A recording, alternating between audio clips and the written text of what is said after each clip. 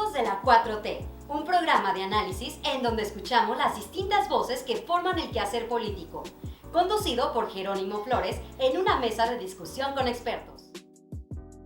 Buenas tardes. Como todos los jueves, con mucho gusto les damos la bienvenida a todos los que nos ven y escuchan en donde se encuentren. Y como les decía, es jueves de programa de Ecos de la 4T. Estamos transmitiendo desde Guadalajara, Jalisco. Sí, escuchó usted bien. Desde la ciudad de Guadalajara, capital de Jalisco. Convencidos de que si alguien tiene algo que decir o algo que hablar, ahora este es el momento. Los invitamos a que se quede con nosotros. Vamos a tener un muy buen programa. En un momento y ya comenzamos. Estamos de regreso y gracias por seguir acompañándonos. El día de hoy les hemos preparado un programa bastante interesante, con información que esperamos les resulte de su interés. Tenemos un programa con invitados de lujo. Miren, vamos a tener el artículo de opinión de la semana con su servidor. Tendremos en el estudio la presencia del maestro Alfonso Sánchez Contreras, secretario general de la Unión Sindical de Occidente y abogado de la CROC con labor, con quien abordaremos el tema del sindicalismo actual. También contaremos con la presencia del maestro Alejandro Galván Esparza, ya miembro del equipo de Ecos de la 4T, con su colaboración semanal y quien nos seguirá comentando sobre las pensiones del IMSS. Y finalmente no puede faltar nuestra caricatura de la semana en la sección del Rincón de Júpiter, quien con su cartón nos da una visión clara sobre el punto del sindicalismo. En un momento iniciamos. Bien, muchas gracias por continuar sintonizándonos. Miren, en esta semana he preparado para ustedes en mi artículo de opinión de la semana un tema que considero importante sobre el sindicalismo. Lo he titulado de la siguiente manera: Hablemos del sindicalismo, ¿un nuevo rumbo o las mismas formas? A partir del mes de febrero del año 2017, por virtud de una reforma al artículo 123 de nuestra Constitución Política, desde el punto de vista legal, se puede decir que se le dio un nuevo rumbo al derecho laboral y del cual no quedó ajeno el sindicato, la huelga y los contratos colectivos de trabajo. Luego, en el marco de las negociaciones del nuevo tratado comercial con Estados Unidos y Canadá, y que culminó con la firma del nuevo tratado comercial entre México, Estados Unidos y Canadá, conocido como TEMEC, en el Senado de la República, en el año de 2018, después de casi 7 décadas, se ratificó el convenio 098 de la Organización Internacional del Trabajo, la OIT, que se refiere a los derechos de los trabajadores en el rubro de la sindicación y de la negociación colectiva. Y finalmente, en el año 2021, se reforma la Ley Federal del Trabajo, por virtud de la cual se introdujeron modificaciones que impactan en la vida de los sindicatos, así como en la nueva forma de celebración de los contratos colectivos de trabajo y para que se lleven a cabo las huelgas. De esas reformas constitucionales y de la Ley Federal del Trabajo, nuestro país se tuvo que ajustar a nuevos compromisos asumidos como parte del TEMEC y dio el paso en la dirección de democratizar la vida de los sindicatos, de hacer posible una verdadera contratación colectiva con la participación de los trabajadores y de que los conflictos de huelga tengan una verdadera justificación para efectuarla. Por otra parte, teniendo en cuenta que a partir del 1 de diciembre del año 2018 entró en funciones el actual gobierno federal con la titularidad del Poder Ejecutivo del presidente Andrés Manuel López Obrador, bien se puede señalar que prácticamente el sindicalismo ha tenido que vivir y experimentar estos nuevos cambios. Como parte de este nuevo andamiaje legal, podemos destacar los aspectos siguientes. 1. por cuanto al derecho de los trabajadores para formar sus sindicatos sigue igual. 2. Lo que cambia es la forma para la elección de sus mesas directivas de representación. Se establece que deberá llevarse en un proceso democrático, imparcial, garantizando y salvaguardando el derecho de los trabajadores a votar en forma personal, directa, libre y secreta. 3.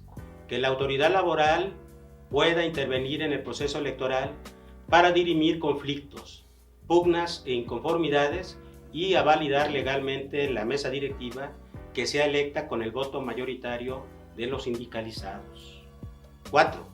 En la parte de la celebración de los contratos colectivos, ahora el sindicato que en representación de los trabajadores le solicite a un patrón la firma del mismo, así como la revisión, debe de contar con una constancia de mayoría que esté respaldada por al menos el 30% de los trabajadores y en todo momento en la elaboración del contenido del contrato colectivo, darles participación a los trabajadores.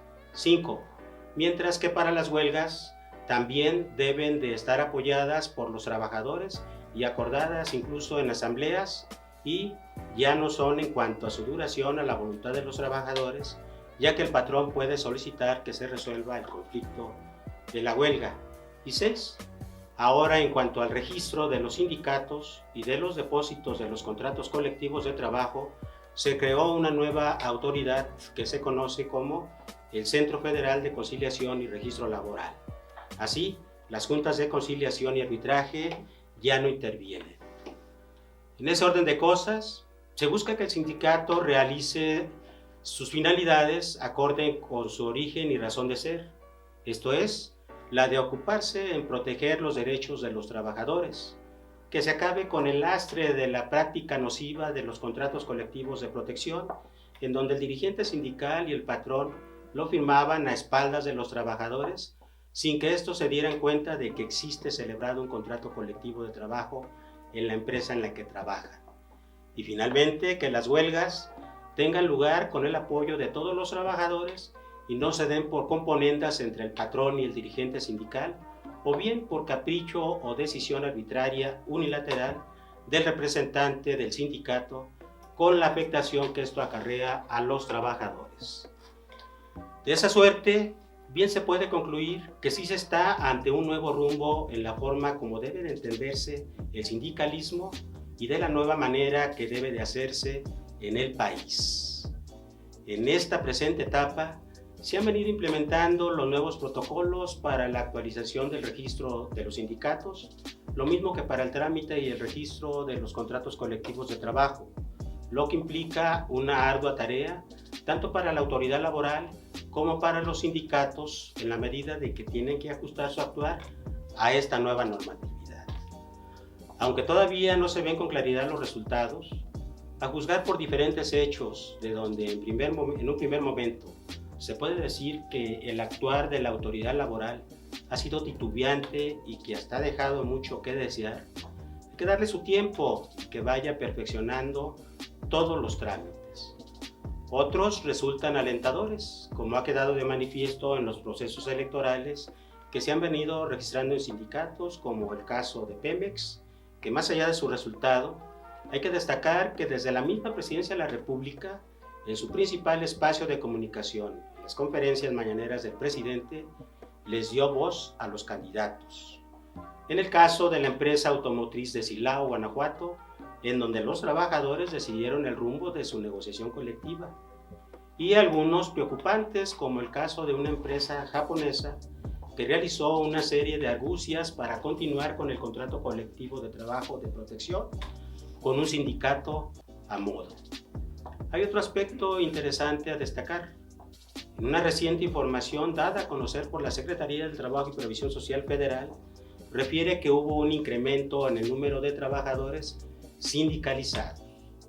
Por supuesto que lo ideal sería que esta situación se diera por el interés y conocimiento de los trabajadores para unirse a los sindicatos y dejar de lado la apatía. En fin, que las condiciones están más que propicias para que los patrones y los trabajadores saquen de su cabeza esas telarañas de no hacer bien las cosas en la vida sindical, en las empresas y centros de trabajo. Que el patrón entienda que su fuerza de trabajo requiere de una representación sindical con la que debe de sentarse a negociar. Y los sindicatos, por su parte, sin renunciar a sus derechos, comprenda que es parte esencial de las empresas y que en ese ánimo siempre será mejor con el patrón hacer una negociación acorde a la situación de su centro de trabajo, sin menoscabo, claro está, de sus derechos laborales.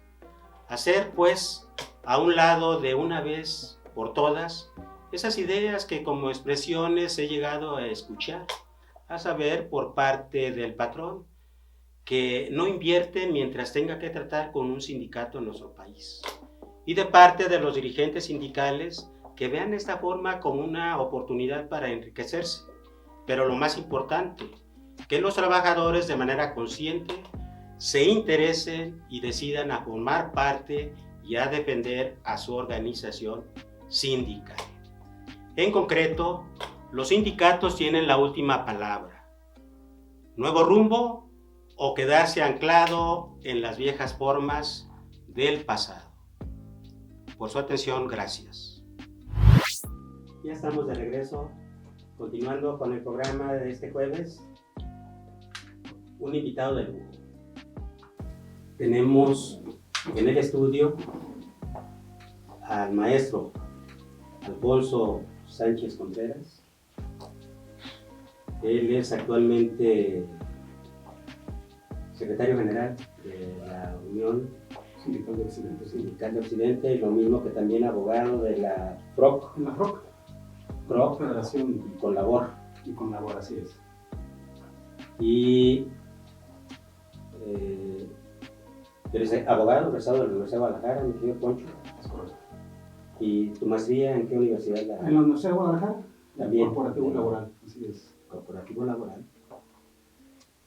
Muy bien, pues un gusto que estés aquí con nosotros, que hubieras aceptado esta invitación.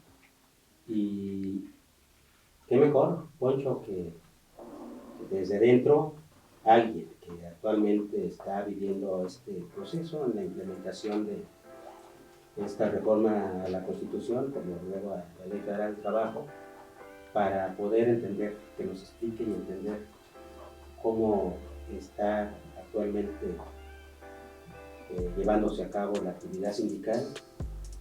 Quisiera proponerte que empecemos con una opinión de tu parte de cómo actualmente visualizas el sindicalismo en el país, por favor, maestro. Con mucho gusto. Primero quisiera agradecerte la invitación, es un honor estar con ustedes.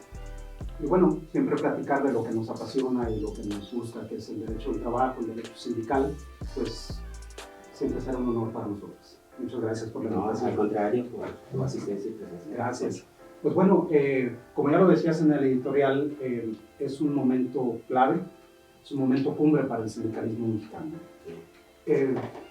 Desafortunadamente, de un tiempo para acá, pues se vio al sindicalismo como una herramienta para sacar beneficio, no para los trabajadores como debíamos de pensarlo, sino para pseudas empresas o pseudos empresarios y también pseudos líderes y pseudos trabajadores, ¿no? El sindicalismo fue usado de muchas maneras, políticamente quizá, para hacer dinero quizá, y la parte esencial que era para la protección de los trabajadores fue quedando rezagada. Con estas modificaciones creo que el sindicalismo está en el punto de retomar su esencia para una efectiva protección de los derechos laborales. Y creo que estamos en el momento justo y adecuado para que esto se logre. Para conseguir esto, Poncho, sí. Si nos quieres platicar en el seno, en lo interno de la agrupación sindical que presides, que diriges, y también de la federación, ¿qué pasos, qué actividades sindicatos están ustedes realizando para poder despertar el interés en los trabajadores y el poder precisamente invitarlos a que se Sí, agremien. bueno, precisamente, y como lo comentaste también en el editorial, ahora la reforma implica que los sindicatos, que los trabajadores conozcan primero si tienen sindicato o no. ¿Sí? Muchos de los trabajadores ignoran si tienen un sindicato, ignoran si están pactadas algunas condiciones de trabajo, algunas prestaciones que quizá se dice que reciben en su nombre y ellos no están enterados y no las conocen. Ahora lo que se tiene que hacer es, a partir de la reforma y todos los contratos colectivos que estaban celebrados antes de la reforma, tienen que tener una legitimación. Esto quiere decir que tanto sindicato como patrón tienen que dar a conocer a los trabajadores, primero, que existe un sindicato, segundo, que conozcan a sus dirigentes, que conozcan a sus delegados en las empresas, y lo más importante es que conozcan el contenido del contrato colectivo. ¿Sí? Como bien comentaste también, que los trabajadores tienen que estar de acuerdo con ese contenido y tienen que votar, como también lo estableciste, es una jornada de voto, es libre, secreto, privado, y ellos van a decir si están de acuerdo o no, primero con la dirigencia, y lo más importante, como lo decimos, con el contenido del contrato colectivo. ¿Qué pasa si no están de acuerdo? También lo comentaste, como en algunos casos de las filiales de Pemex, en el caso de Silao. Si no están de acuerdo con el contenido del contrato colectivo, el sindicato titular en ese momento deja de administrar el contrato colectivo. Y esto abre la puerta a que otro sindicato pudiera pelear por la administración del contrato. ¿Esto qué quiere decir? Que todos aquellos sindicatos que simulaban estas relaciones contractuales colectivas pueden llegar a ser desplazados. Entonces los sindicatos que sí hacen un activismo en favor de los trabajadores, y con esto no quiere decir que sean sindicatos que estén buscando pelear con las empresas, sino que tengan una relación colectiva con los trabajadores, con las empresas, puedan llegar a tener una administración del contrato colectivo y puedan tener una relación más sana. Claro. ¿Sí? Esto yo lo veo bien porque, por ejemplo, aquí en Jalisco se habla nada más en la Junta Local de Conciliación y Arbitraje arriba de 6,000 contratos. Bueno, de esos 6,000 contratos, ¿cuántos realmente son de veras? ¿Sí? ¿Cuántos no son simulados? ¿Cuántos de estos se van a poder legitimar? ¿Sí? A la fecha, en una plática que tuvimos ahí en la Junta de Conciliación, se hablaba que a la fecha no hay más de 200 legitimados. ¿Sí? Pues un mínimo. Entonces, realmente estos que ya se legitimaron, si son 200 contratos, ¿a cuántos trabajadores están protegidos? ¿O cuántas fuentes de trabajo están haciendo las cosas como son? Quiere decir que ya los sindicatos se deben de poner las pilas, si me permiten el término, para efecto de garantizar una verdadera protección en las relaciones colectivas de trabajo. A ver, déjame ver si entendí. Y aquí también quiero traer a la mesa el dato de la Secretaría del Trabajo, en donde expone que advierte un incremento en la sindicalización de los trabajadores. Eso a mí me hace llenarme de optimismo, ¿sí? Porque yo soy de los que sostienen que el sindicalismo debe de seguir existiendo, que nada más hay que reorientar las cosas. Entonces, la ruta, y no sé si coincidas, es precisamente que ahora en la formación de los sindicatos sí sea de trabajadores de carne y hueso. Es correcto. Porque sucedía a veces en la práctica que en la Junta de Conciliación y Arbitraje, cuando era la que conocía, el Pleno, pues le daban el registro a los sindicatos que los palomeaban, y a los que no, pues los ponían ahí a luchar toda la vida para conseguir eso. Sí, el trámite inicial, pues obviamente hay centrales obreras muy grandes, muy poderosas. En el pleno de la Junta, pues como sabemos, se integra por representantes obreros, representantes patronales y el gobierno a través de su presidente. Cuando la solicitud de un nuevo registro sindical pues venía por parte de las de las organizaciones obreras que forman parte del Pleno de la Junta, pues básicamente tenían camino libre. Cuando una organización o cuando un grupo de trabajadores se quería constituir en un sindicato, pues entonces de repente dicen quiénes son, de dónde vienen, a dónde están afiliados. Quizás no querían estar afiliados a ninguna central y bueno, eso va debilitando la posibilidad de un registro sindical. Ahora con la reforma va a conocer el nuevo centro federal. Entonces, realmente los requisitos no son complicados. ¿Sí? Entonces creo yo que ahora sí los trabajadores van a poder constituirse realmente en un sindicato que vea por sus propios intereses. Oye, Poncho, no he tenido la oportunidad de analizar qué factores son los que se tomaron en cuenta para en el análisis del incremento de sindicalizados. ¿Podremos atribuirle algo al outsourcing que desapareció para que sí, por supuesto, el reconocimiento de los derechos del sindicato? Sí, creo que ese es el detalle principal.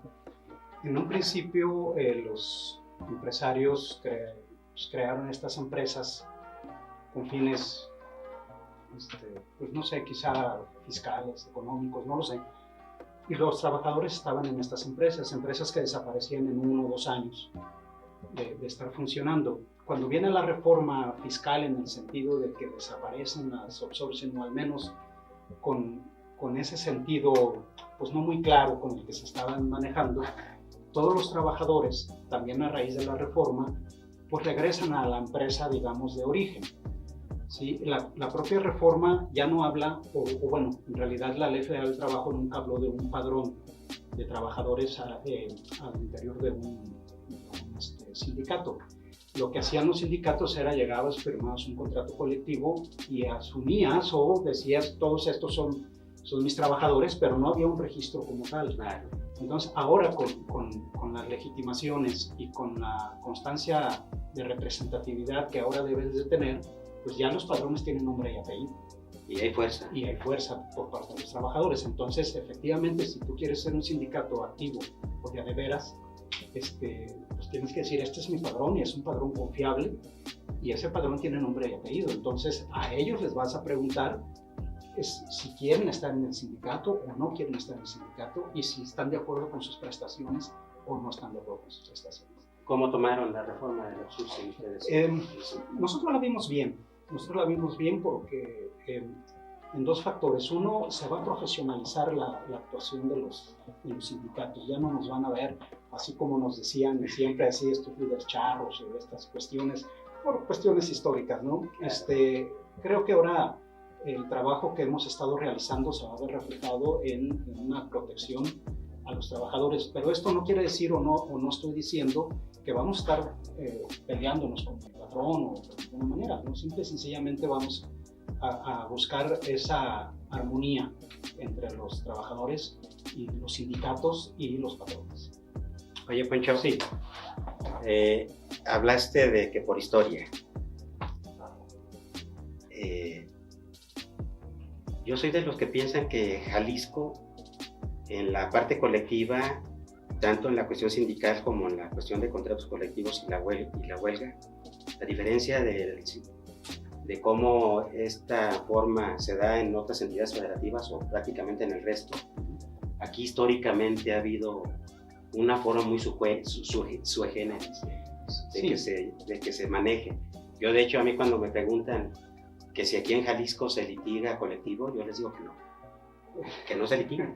Sí, así es. Que no litigas el llevar a cabo la constitución de un sindicato, que no litigas la negociación colectiva y que no litigas una huelga en sí.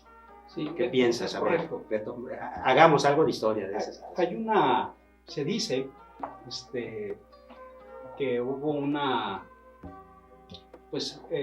negociaciones entre los grandes líderes como efectos de un respeto mutuo entre los contratos colectivos, ¿no? Entonces, efectivamente, si hay emplazamientos a huelga, sobre todo empresas muy grandes o importantes, en el sentido de número de trabajadores, todas son importantes.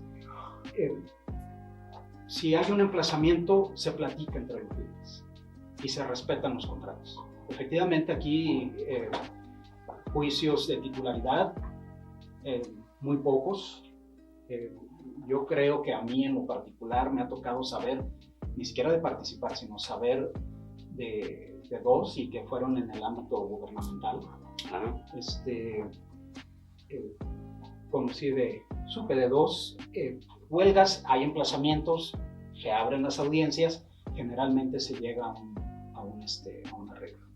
Estallamientos de huelga, digamos en 10, 12 años que tengo yo participando en esto, yo he sabido de huelgas estalladas, yo creo que no más de 10 reales. Entonces, efectivamente, ahora con estos cambios creo que se viene a profesionalizar, creo que va a haber litigios de a de veras, porque ahora ya no están los intereses no solamente de los líderes sindicales, sino de la fuerza de los trabajadores que van a pelear sus derechos. Ha habido huelgas, por supuesto, ¿no? No sé, ¿se acuerdan ustedes de Euskadi? Claro. De todo esto, sí, o sea, son situaciones muy, muy interesantes que nos han servido incluso de literatura en la escuela. Pero realmente huelgas que se hayan estallado, que hayan durado tiempo, algo son contadas las que están. Entonces creo que esto va a venir a bien, no porque queramos que haya huelgas, sino que pues van a venir estas negociaciones ya de veras con los actores que deben de estar. Por otra parte, ahorita aprovechando la coyuntura respecto de la obligación patronal de pagar las utilidades, ¿cómo tomaron ustedes la reforma y el acuerdo sobre este punto de las utilidades y qué se está realizando por parte de ustedes como sindicato para su base sindical?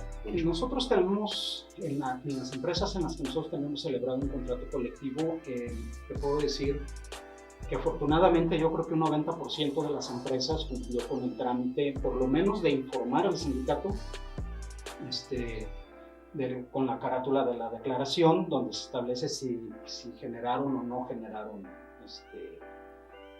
utilidades. También en ese rubro, podríamos decir, al menos en los que nosotros hemos conocido, solamente tenemos uno en trámite, que posiblemente presentemos la demanda por el reparto de utilidades, pero que esto está todavía pendiente porque tenemos algunas pláticas todavía con el patrón.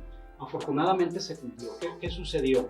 Como los trabajadores regresaron a la fuente de empleo original donde deberían haber estado, también se estableció que no regresaban como trabajadores de nuevo ingreso. Se les tuvo que respetar su antigüedad y esto generó pues que tuvieran esa situación a favor en el reparto en las empresas que sí generaron. Sí. Acá, bueno, no podríamos aplicar esa empresa de nueva creación, pues no. O sea, no eran empresas de nueva creación, claro que las hay, pero no en la mayoría de los casos, ¿no? Entonces, quien generó, pues estuvo obligado a pagar. Poncho, de acorde con la norma de la actualización del registro y los contratos colectivos, ¿cómo van? ¿Qué es lo que están haciéndose para cumplir y si ves que realmente va por buen camino? El proceso ha ido lento. Fue lento porque la implementación del centro, todo se hace a través ya de una plataforma. Bueno, no todos somos muy hábiles en la cuestión, del manejo tecnológico. Además, muchas organizaciones, entonces el sistema se satura con demasiada facilidad. No, creo que también nos faltó un poquito de atención en el sentido de irnos preparando para poder solventar esto, pero también creo que a la autoridad le faltó eso. Entonces, por ejemplo, uno te atoras en un trámite, hablas y te das cuenta que tampoco sabes mucho que te contesta. Entonces, ha sido un proceso muy lento. Por ejemplo, en la legitimación, esos 200 que se han legitimado en todo el estado. No, qué barbaridad. Entonces, es un proceso muy lento. También ha habido situaciones en las que hay empresas en las que ven esto como una oportunidad de quitar al sindicato. Hacerle un lado. ¿Sí? Entonces, no te doy acceso a que hables con los trabajadores, no quiero que me los molestes. Entonces, ¿qué dice la ley? Que si no legitimas para el próximo año, 1 de mayo del próximo año, vas a perder la administración del contrato. Por último, Poncho, sí, a manera de conclusiones, ¿hacia dónde vamos? ¿Qué falta? Bueno, el sindicato para fortalecerse y de nueva cuenta volver a fijarse en el lugar que le corresponde. Creo que debemos de volver a los inicios. ¿A qué me refiero? Solidarizarnos con los trabajadores, platicar con ellos, conocer realmente sus necesidades, volver a trabajar en el sentido de beneficio a los trabajadores para podernos compartir ya con esta fortaleza con los patrones y lograr esa armonía que se perdió, creo, hace algún tiempo, y que la volvamos a retomar, pero en el sentido original del sindicalismo como debe ser, es decir, la defensa de los derechos de los trabajadores. Creo que todos ganamos. Creo que sí. Poncho, pues un placer. Yo espero que no sea la única vez que me aceptes una invitación. Yo desde ahorita te hago saber pues que serás bienvenido. Muchas gracias. Me encantaría, como siempre, un honor poder saludar a mi maestro y compartir con todos ustedes. Muchísimas gracias. Al contrario. De esta manera terminamos la entrevista con el maestro Alfonso Sánchez Contreras y esperemos que le haya sido de su interés.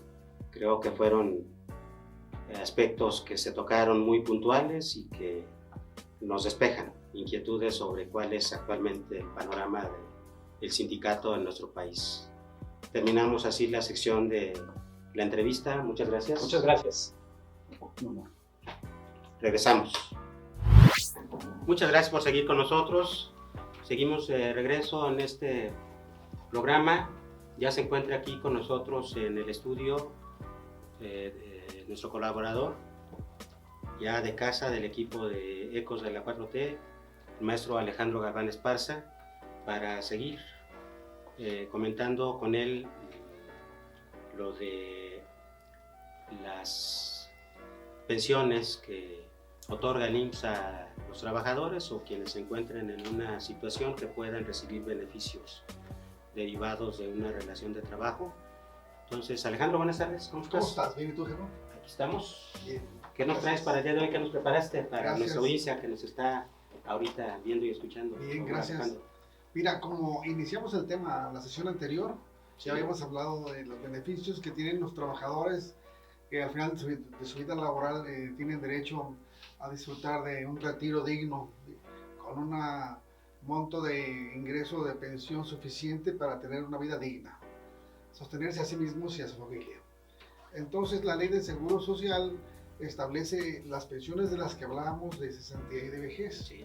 Sí, este sistema protector social en materia pensionaria se otorga a todos los trabajadores que cumplen 60 años y ya tienen la posibilidad de solicitar una pensión de acuerdo a sus salarios cotizados y a sus semanas cotizadas. La ley anterior establecía las mismas pensiones que la ley nueva, que son de cesantía vejez, sí. 60 años o 65. Y de acuerdo a los años en que se retire, tiene un porcentaje de beneficio pensionario. Si hablamos de 60 años, baja el beneficio de un 85%, de forma consecutiva, 61 a 65 años, a los 65 adquiere derecho al 100%. ¿Sí? Y en cuanto a los requisitos de pensiones, bueno, la ley establece requisitos legales. Ya el instituto ha establecido cuáles son los requisitos administrativos. ¿Sí? Yo mencionaba también la opción anterior, si recuerdas, no es necesario contratar a una persona donde sean gestores.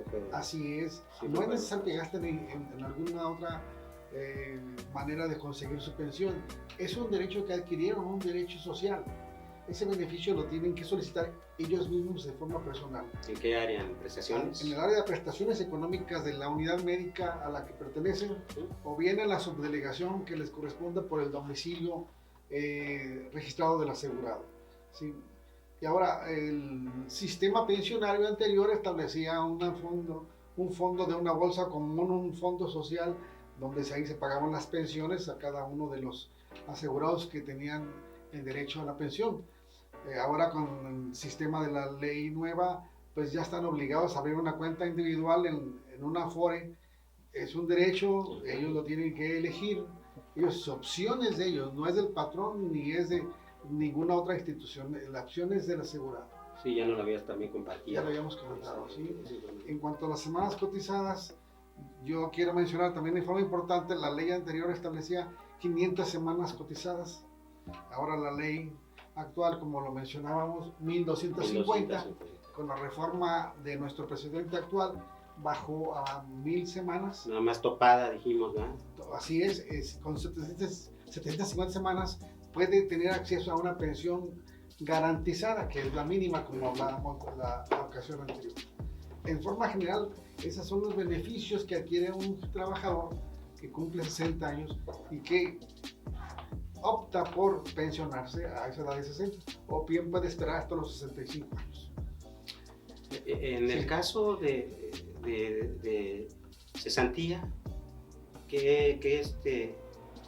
¿en qué situación se debe de encontrar el asegurado? El asegurado. Bien. Por favor, Alejandro. Son requisitos legales el cumplir la edad, tener las semanas de cotización mínimas, y el tercer requisito legal que establece la ley es está privado de trabajo remunerado, quiere decir que esté dado de baja. La baja no puede ser exigida que fue por renuncia, que fue por despido o alguna otra causa que establece la ley. Simplemente la ley habla que quede privado de trabajo remunerado, no importando la causa de la baja. Y con esos tres requisitos esenciales legales, solicita la pensión conforme a los requisitos administrativos que el instituto le va a solicitar cuando vaya a mostrador a solicitar la pensión. Entonces, en este caso de cesantía, no le va a reportar el 100% de... A los 60 años. A los 60 años, exactamente. Tendría que esperar. Dijimos que era el 85% del 100 que le pudo corresponder. Si él opta por seguir cotizando, a los 65 adquirirá el derecho al 100%. Tendrá que ser con la modalidad del... En cuanto a esta aplicación de modalidades de la ley, ahí también voluntario o la cláusula o la de esta 40, la modalidad 40. Bueno, ¿Por cuál puede optar el trabajador? Aquí la ley anterior establece 500 semanas, con que tenga 500 semanas cotizadas tiene el derecho. La ley nueva ya establece eso. Ahora, tú hablaste ahorita de la modalidad 40. Esa es otra opción extraordinaria que puede el trabajador optar para continuar cotizando para derecho a pensiones. ¿En qué casos? Cuando el trabajador queda privado de trabajo remunerado y él quiere seguir cotizando en el IMSS para tener derecho a una pensión posterior. Vamos a poner el ejemplo de un asegurado que tiene 55 años, que queda privado de trabajo remunerado, pues todavía no cumple los 60 como mínimo, establece la ley. Claro. Entonces aquí la opción es que él continúa cotizando en forma voluntaria a través de la famosa modalidad 40, que no es más que la figura jurídica establecida en la ley que se denomina continuación voluntaria en el régimen obligatorio. Claro. Entonces, entonces el de cesantía, para poder llegar a los 65 y irse con el 100, ¿cómo puede seguir cotizando? Podría elegir esta opción de la modalidad famosa 40, es decir, inscribirse en la continuación voluntaria del régimen obligatorio con los requisitos que establece la propia ley, que es primero importante que haya cotizado mínimo un año, 52 semanas antes de su baja. Con ese requisito, él tiene derecho a optar por la continuación, solamente para seguir cotizando para pensiones. Y los salarios base de cotización, él podrá elegirlo de acuerdo a su capacidad económica. O sea, a los 60 años puede ya. Así es. Y por vejez necesariamente a 65. Pero 65. Te interrumpí, querías algo comentar. Te comentaba en este momento, él puede elegir el salario base de cotización con el cual va a desear continuar cotizando. La ley establece salarios bases de cotización de topados hasta 25 salarios. Así es. Si él elige esa opción de 25 salarios, entonces los últimos 5 años que cotice, pues le va a redondar en una pensión al máximo. Claro. mayor. Dependiendo la capacidad económica del asegurado, porque como te digo, el pago va a ser de su bolsillo. Va a sacar la cuota obrero patronal y él va a pagar a cargo del mismo trabajador. Entonces, para vejez no hay mayor problema, Alejandro, es nada más que cumpla el requisito de haber cumplido los 65 años de edad y tener ya también las cotizaciones mínimas que establece. Ahí no hay ningún problema en eso. Y se irá con el 100% del salario que es. Del salario que le corresponda promedio que cotizó durante las últimas 250 semanas antes de la pensión. Ese sería el 100% del común denominador, sería el salario promedio de las últimas 250 semanas. Ahorita, de acuerdo con la ley del 73 y del 97, hay posibilidad de que pueda optar el trabajador para mayor beneficio. Sí, claro que sí. El beneficio lo establece la propia ley de su pensión, del 97 y lo consignan los artículos transitorios. Ahí señala el tercero y el 11º transitorio de la ley 97. Si un asegurado cotizó con ley 73 y ahora al momento de pensionarse está vigente la ley 97, pues entonces él podrá elegir cuál ley quiere que le apliquen de acuerdo al monto que más le beneficie. El instituto, conforme al artículo 12º transitorio, está obligado a presentarle los dos proyectos de pago. Y esto es importante porque no lo está haciendo el instituto, quiero decirlo, de forma administrativa no lo está haciendo, entonces está demandando al asegurado para que se le respete ese derecho. Una demanda que va a tardar el trámite 1 año. Entonces yo critico este sistema en ese sentido porque el instituto no está cumpliendo con esta disposición a que le obliga la ley 97, presentarle los dos proyectos. Cotizaste con las dos leyes, con esta ley 73 te corresponde tanto de pensión mensual. Una u otra, tú decides. No lo hace. Derecho hay que exigirlo. Muy bien, maestro Alejandro, y para nuestra audiencia creo que con esto redondeamos este tema.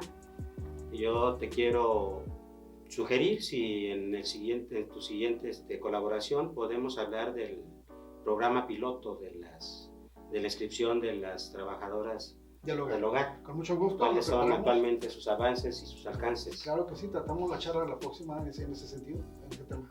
Pues muchas gracias. Muchas gracias a ti, maestro Jero, y estamos aquí a sus órdenes. Vamos a una pausa, ya regresamos.